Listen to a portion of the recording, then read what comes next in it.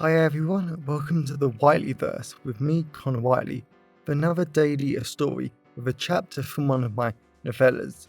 Before I start today's chapter, please remember to like, comment and subscribe to the channel so you don't miss any new content, and the engagement really helps the Whiteleyverse with the YouTube algorithm.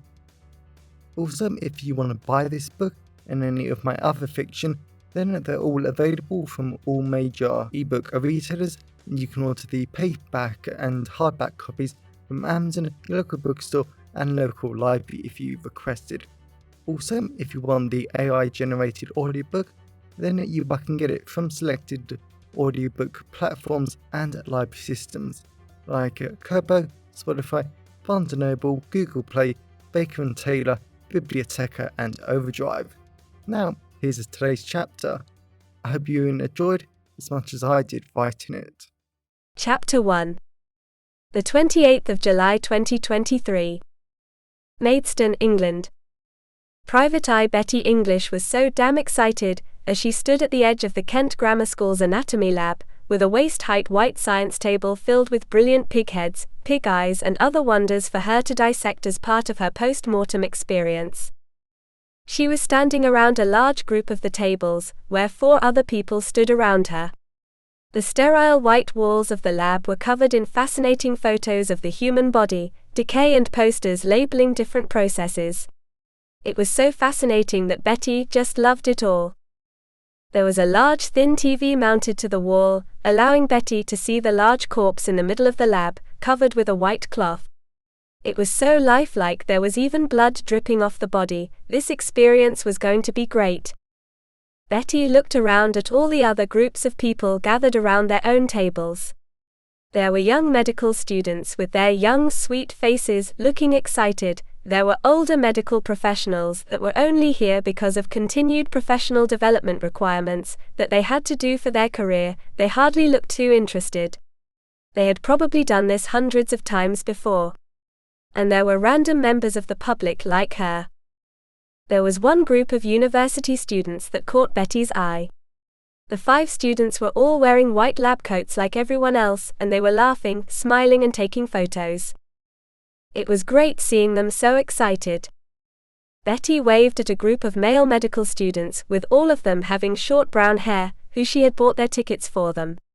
They were all students from poor broken homes, so Betty had bought their tickets for them so they didn't miss out. And she bought them the Premium Plus tickets, instead of the standard. They might as well have the extra specimens to dissect and enjoy and have a front row seat. That's disgusting, Graham said, heaving. Betty smiled at her sexy boyfriend Detective Graham Adams, as he just stared at the pig's head. He looked horrified and Betty just kissed him. He looked so wonderful, beautiful and attractive in his white lab coat that highlighted his fit body. Cheer up, Uncle Graham. Betty laughed at her nephew Sean, who looked made for lab work the way he rocked the white lab coat, and the whiteness of the coat perfectly matched his longish blonde hair with tasteful and artfully done pink highlights. Sean's boyfriend Harry looked a little more like Graham.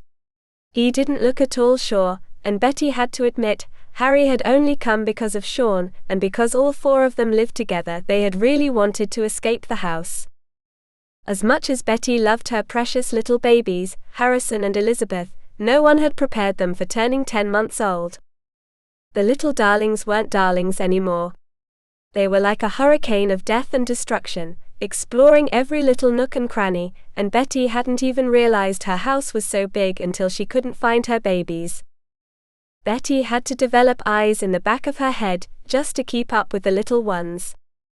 And they were suffering from massive separation anxiety. Betty could hardly pee without them crying or making a fuss, bless them.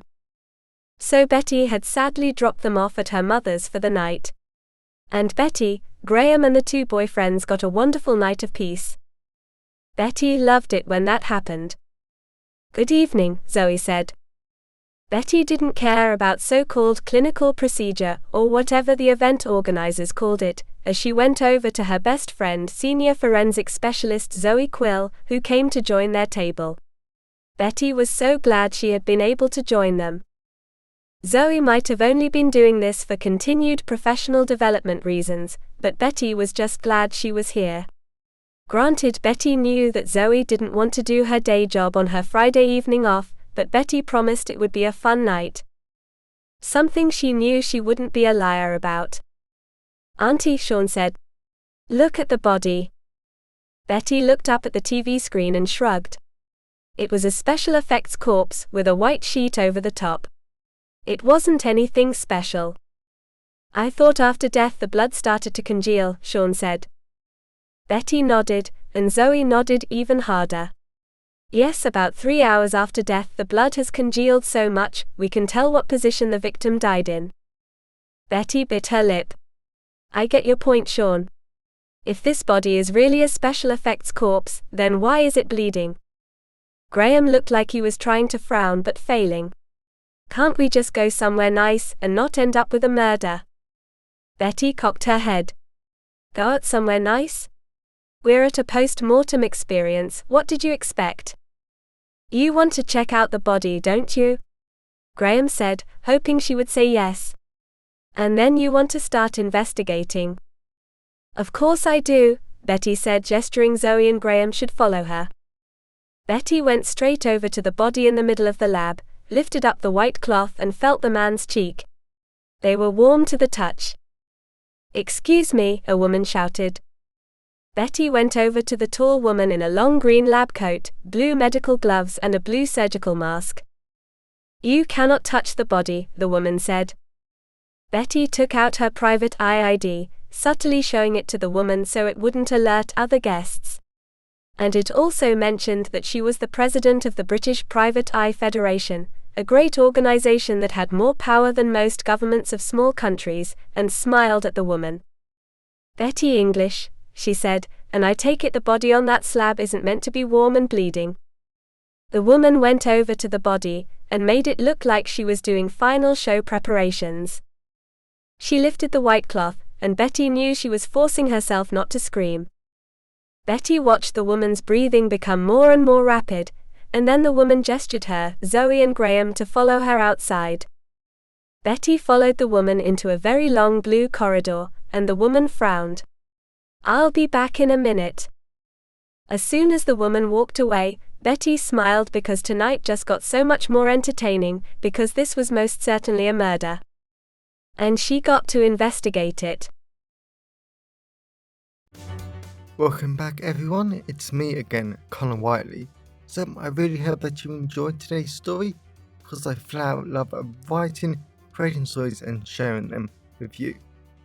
If you really enjoyed today's story, then please remember to like, comment and subscribe to the channel so you don't miss any new content, and the engagement really helps the Whiteleyverse with the YouTube algorithms.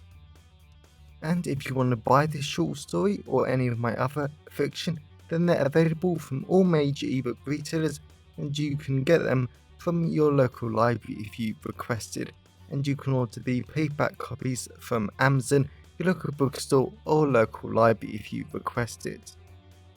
Lastly, if you want to support the channel on a one-off basis, then you can now buy me a coffee at buymeacoffee.com/Connor Whiteley. Also, if you know anyone who would enjoy today's story, then please share it with them.